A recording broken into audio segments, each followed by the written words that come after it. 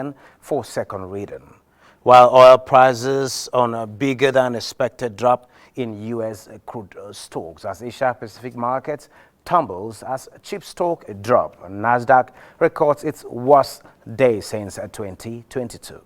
The program is Business Express, reaching you from Abuja, Nigeria's capital. I am Benny Adams, and with me in the studio is Kolawole Kehinde. He is a business development expert, and we shall together be talking about the Nigerian youth, skills for today and the future.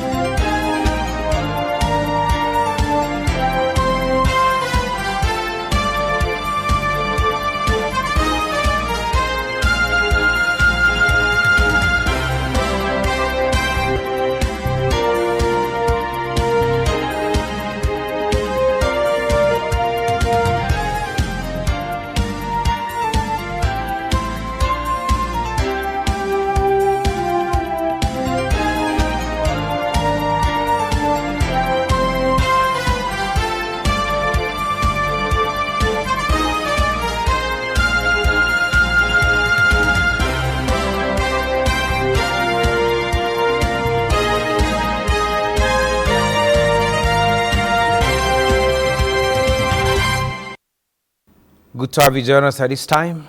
We start by telling you that the much expected student loan has effectively taken off as President Bola Ahmed Tinubu launches the Nigerian Education Loan Fund NELFund portal. State House correspondent Musbao Wahab reports that at the launching, President Tinubu emphasized that his administration will continue to invest in education as a catalyst for general socio-economic development.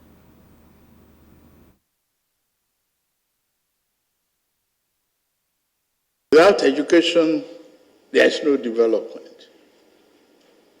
Without education, you cannot even successfully conquer poverty, insecurity, and abuse in the society. Education is that light at the end of the tunnel. No matter how sluggish it moves, it will give you the light and the hope necessary to live a life. And we are investing in it. We don't want to try ignorance as alternative. We want education from foundation to the topmost. At this stage, may I ask if you have enough funding to disbursed to the students who had applied? May I ask that question? Your Excellency, you certainly may. At this stage, we have more than enough funding. When we start to promote this properly, we will probably need more. But right now, we can disburse to every single person who has applied. Thank you.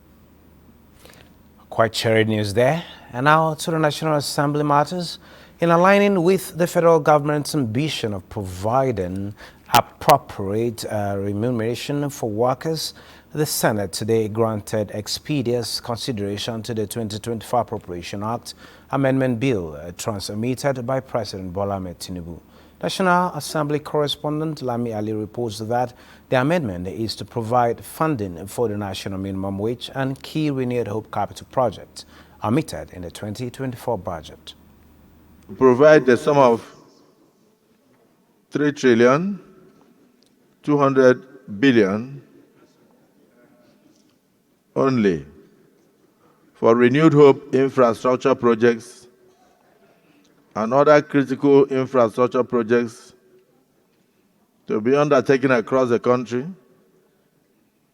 and the sum of 3 trillion only to meet further recurrent expenditure. All the proposals in this bill are laudable and will enhance the critical needs of the citizens of our dear country. It is important for us to pass this amendment so that there will be money that will be enough to pay the minimum wage. Instead of bringing supplementary appropriation bill, but the executive decided to amend the existing act to get monies, from one end to the other to take care of legacy projects. This is a wonderful thing, and of course, to also take care of the minimum wage issue. Similarly, an executive bill seeking to amend the 2024 Appropriation Act has scaled second reading at the House of Representatives. The bill contains President Tinubu's request for the House to approve 6.2 trillion naira from the Consolidated Revenue Fund for capital and recurrent expenditure in 2024 fiscal year. Of 3 trillion 200 billion naira for renewed hub infrastructure projects and other critical infrastructure projects to be undertaken across the country, and 3 trillion naira to meet recurrent expenditure requirements necessary for the proper operation of the federal government expenditure. It's not supplementary, actually. It's called budget adjustments. So existing 2024 budget we are going to consider and amend so that those important critical projects can be. Now, globally available white-collar jobs are not enough to cater for the teeming youth population, and Nigeria is no exception. With this in mind, the 21st century, for some time now, has been an advocate of skills acquisition from the elementary stage. This is because it is through the acquisition of skills that there can be job creation, social and economic development. Olenka Ojo reports that as part of activities to mark the 2024 World Youth Skills Day, the federal government is saying not less than 7 million Nigerian youth in the next 2 years must have at least 2 skills. John Oko, a serving corps member, is an industrial physicist turned entrepreneur. And as a graduate of industrial physics from Joseph Sawankata University, Makurdi, his goal is to impart skills in solar installations, which he learned at NYC camp, to more youths in technology. Because I already have the knowledge from electrical installation, so I just needed a kind of little showing off, and I'm somebody that can grab something very fast. Today, skills play an important role in Nigeria, but going by statistics, there is a rise in unemployment rate in the country. This is enough to make me lose sleep at night. This surge puts unemployment rate in Nigeria at 5.0% in the third quarter of 2023, from 4.2% in the previous quarter. While startups remain a lifeline for millions of youths who graduate but cannot find jobs, finding support from different hubs serves as a bridge between burdened entrepreneurs and mentorship. That those of us who hold the mantle of governance must pave that way, either through legislation, either through intervention. And this is why government at all levels are encouraging skills acquisition for peace and development, in line with government's key priority areas that creates solutions, support, and encourage talents and ideas that are sustainable. We are putting all hands on deck and all resources available to us to launch the restructured youth investment fund. In 3 years' time, we want to have a local government improvement. I'm not talking about gigantic industry. I'm talking about cotton and agro industry. With challenges such as funding and financial management staring young people in the face, John believes if he has access to funding, he can turn around the fortune of many young Nigerians. To operate on a large scale, if I can get fund or capital, to improve on it, and then maybe probably get the material for sale, like have a shop where I can also sell the materials. For experts, with government scaling up interventions for youths through the establishment of youth enterprise clusters, restructured Youth Investment Fund and Nigerian Youth Academy, there's a sure light at the end of the tunnel, with millions of youths in Nigeria becoming self-reliant and employers of labor with marketable skills for export. Now, without background, let's speak further on issues around why Nigerian youth must be equipped with skills. Is a business development analyst, Kolawole Kehinde. You're welcome to Business Express. Good morning, Benny. It's a pleasure to be here, and let me wish Nigerians a belated Youth Skills Day. Great. It's always a pleasure having you. Now, we're talking about skills. It is often said that youth are the strength of any nation, and coming home, do you think that we are maximizing the potential of this young population in terms of skilling them for not just jobs for today, but also jobs of the future? Benny, you know that Nigeria as a country got independence through the activity of youths during that time, just to show you how the impact of youth in economic development and governance, and of course in peace and development is critical. For us in Nigeria today, we want to say the challenge for youths is multidimensional. And if you look at the commentary that you had, there's a question of knowledge gap in terms of finance, technical education, and all of that. You know, most of the things we find in technical education is that people are averse to it because it looks dirty. Now, the idea for youth skills development today is to make sure this work that looks dirty becomes decent. And that's where we talk about decent work, so that you and I can be proud, even with our certifications and qualifications. We can join the young man that is fixing the solar panel, the young man doing POP in the new houses, the roof making, the lady doing fashion designing and all of that. So it becomes so trendy and drive people into it. What it does is that it will create employment, and of course it also foster entrepreneurship. You know, entrepreneurship is really critical because of the fact that the white collar jobs are turning out every day and people need to work. So it's a great thing that UNESCO and of course the United General Assembly are looking at this, and they've also tied it down to the Sustainable Development Goal. When we look at it holistically, we'll say that the Nigerian youths are still battling with a whole lot of things, but you will remember that Nigeria contributes so much to the global talent pool, and that shows that there is a connection, the global market space, and Nigerian youths must key into it.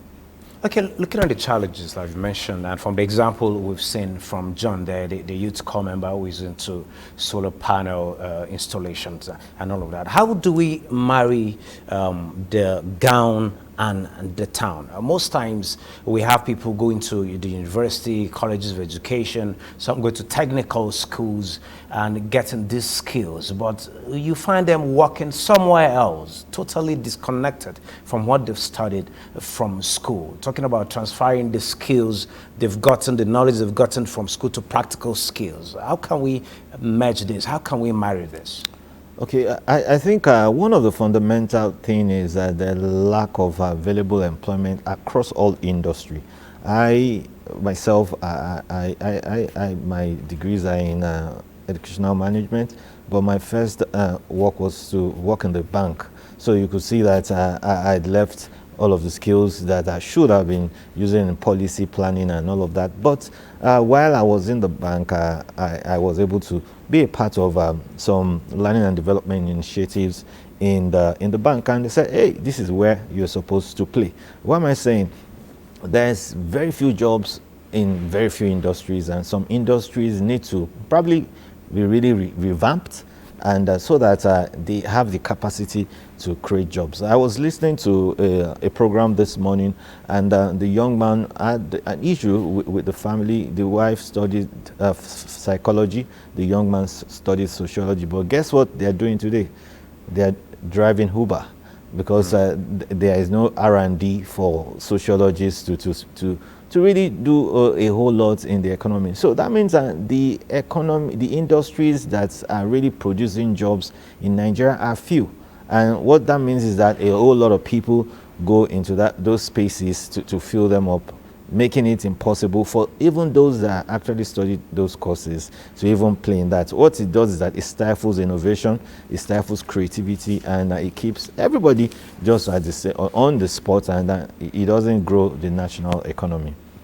Okay, talking about growing the national economy, apart from having the Youth Day being commemorated especially, there has been a lot of interest from the World Bank, from UNESCO, from some other international development partners partnering with in-country establishments, the NDE, you have under the Ministry of Trade and Investment, the SUPER program, upscaling. We have NATEP talking about exporting, training skills and exporting skills. Are we doing enough in these areas? What's that thing that is needed for us to upskill and to also make it so attractive so that Nigerian youth will actually get to engage in some of these skills? We hear that it's not just about employment, but the skills to get employed is the issue. How do we bridge this gap?